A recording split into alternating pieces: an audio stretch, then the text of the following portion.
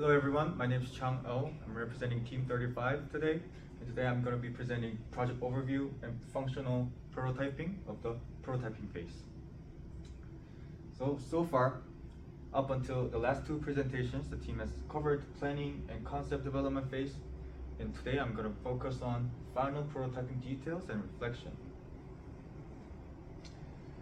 So the team has developed a final opportunity, which is a tablet and phone stand that can be used in bed, so the customers don't get tiring arms. Therefore, they can use it for longer duration of time. The primary market of the product is particularly Virginia Tech students. So once the team outlined the whole final opportunity of the tablet stand, the team sent out the survey to the potential customers in Virginia Tech and was able to organize the customer needs into a table. So some of the top customer needs were cheap price and implementing charging capabilities and compact design and compatibility. And then the team broke down the product into three sub-functions, which are clamping, holding the device, and moving the arm in different positions, and implementing charging capabilities. And based on those three sub-functions, each team member has come up with two possible solutions. And from there, the team has performed screening and scoring exercises to determine which one to move forward with. The team has decided the table-like stand to be a reference solution. And from that reference, the team has ranked if it's equal, worse, or better than the reference solution. And then from that screening, the team has decided the Goose Duck solution to move forward with, which uses gooseneck as an arm and clamp as a device holding clamp, and portable battery as a charging capability. From there, the team has now performed research on related patents to avoid infringements and any legal actions. Clamping device for mobile phones uses this clamping base and an inserting base as a clamp of the phone holder. What it does is the inserting base moves in and out, slides in and out, and it slides out to stretch out to fit the desired device size, and then it contracts back to hold the device. And so the team decided that this is a clever idea, because it could increase the compatibility, which was one of the customer needs. And there's no limitation some teams design, as the patents is abandoned. For the universal holder and flexible member for mounting, holding, and adjustably positioning electronic products and accessories. What it is basically it uses a modular design for gooseneck and product, and the team decided that it also increases compatibility and use this design to move forward because it has no limitations also, as the patent is abandoned. Lastly, for mobile electronic device holder, it has not been abandoned or expired and is expected to expire on June 17th, 2032. And it uses a retractable clamp, but just like the other one, but it uses a gear wheel attached to the back of the clamp to adjust the size of the clamp. And since it's not expired yet, the team has decided to avoid that particular design. And then the team conducted FMEA analysis to determine failure points. The team identified 4 key failure points, which are clamp, charging device, gooseneck, and the bed pad, which is the base plate that goes under the bed.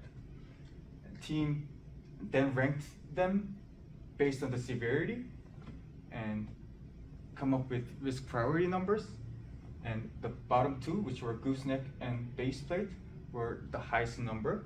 So the team has decided to increase the factor of safety on the gooseneck stabilization and reinforce the connection between the bed pad, so the base plate, and the batteries, so the product is in stable position. After that, the team created a bill of materials to organize what was needed to build a prototype. The items that are in red are the raw materials, so they are not, the team has not counted those towards the total cost. Instead, the team used the materials that are used per unit that are used to make each product to count toward the total cost. So the gooseneck will be purchased from the Amazon. Foam clamp, base, and battery case will be manufactured by the team using cardboard, rubber bands, duct tape, and plastic boards. And the total estimated cost was $22.56. And then the team was able to estimate the manufacturing cost if it was to mass produce. The team put in the CAD part models into the Protolab website and compared the injection molding and 3D printing methods. For injection molding, the initial cost for the mold was $3,810, and after that, each part cost $4.47. Therefore, for 25 products, the estimated total cost would be $3,921.75. For 3D printing, on the other hand, for each product, the estimated manufacturing cost was $103.76. With shipping and estimated taxes, the estimated total cost for each product was $114.23. Therefore, for mass producing, the team has decided that injection molding is a more efficient way of mass producing, of manufacturing. And then the team created a CAD model to get an idea of how the final product would look like. So this is the base plate connected to two side plates, and on one side plate, there is a gooseneck tubing connected to a phone holding clamp and a battery pack. The base plate is intended to be 38 inches long, which is referenced by a twin-size bed, which is most widely used by Virginia Tech college students. This is the engineering drawing of the CAD model, which shows top, front, and side view. And this is a final functioning prototype produced by the team. The team decided to implement the nightstand feature, which was one of our customer needs.